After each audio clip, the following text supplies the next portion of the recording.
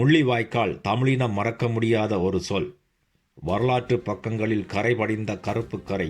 ஈழத்தில் நடந்த முள்ளிவாய்க்கால் இனப்படுகொலை. அந்த துயரத்தின் நினைவு சின்னத்தையே சிதைக்க முற்பட்டுள்ளார்கள். தேசம் கடந்தும் ஒரு இனத்தை அழிக்க துடிக்கும் கொடூரத்தின் உச்சம்தான் கனடா பிரம்டனில் அமைந்துள்ள முள்ளிவாய்க்கால் நினைவாலயம் சேதமாக்கப்பட்டுள்ள விடயம்.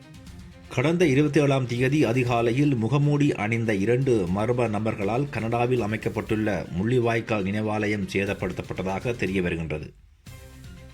இந்த ஈன செயலை செய்த ஈனப்பிறவிகள் யார் என்பது இதுவரையிலும் அடையாளம் காணப்படவில்லை.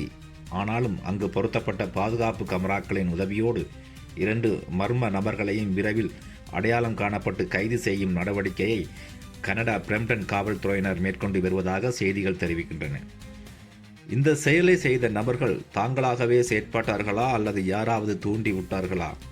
இந்த செயல்களால் தமிழ் மக்களாகிய எங்களுக்குத்தான் நன்மையை தவிர ஒருபோதும் இனப்படுகொலை நடக்கவில்லை என்று சொல்பவர்களுக்கு இது நன்மை தரப்போவதில்லை. அழித்தொழிக்கப்பட்ட இனமொன்று நினைவு சின்னங்களையே அழிக்க முற்படுபவர்கள் அந்த இன மக்களை எப்படியெல்லாம் கொன்று ஒழித்திருப்பார்கள் என்பதை சர்வதேசம் புரிந்து கொள்ள வேண்டும். அதற்கான வாய்ப்பை இதை செய்தவர்களே ஏற்படுத்தி கொடுத்துள்ளார்கள்.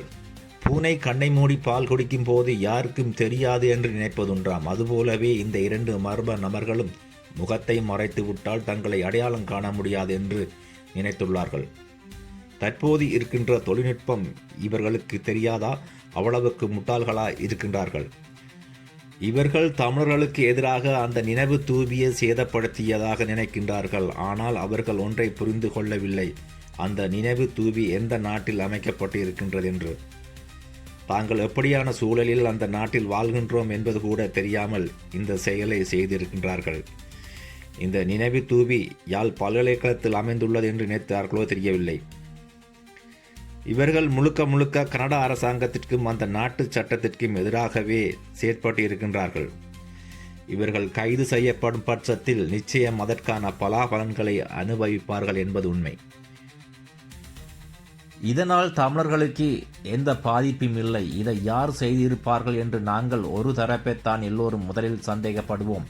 ஆனால் பிரம்டன் காவல்துறை இதுவரை எந்த உத்தியோகபூர்வமான தகவல்களையும் வெளியிடவில்லை.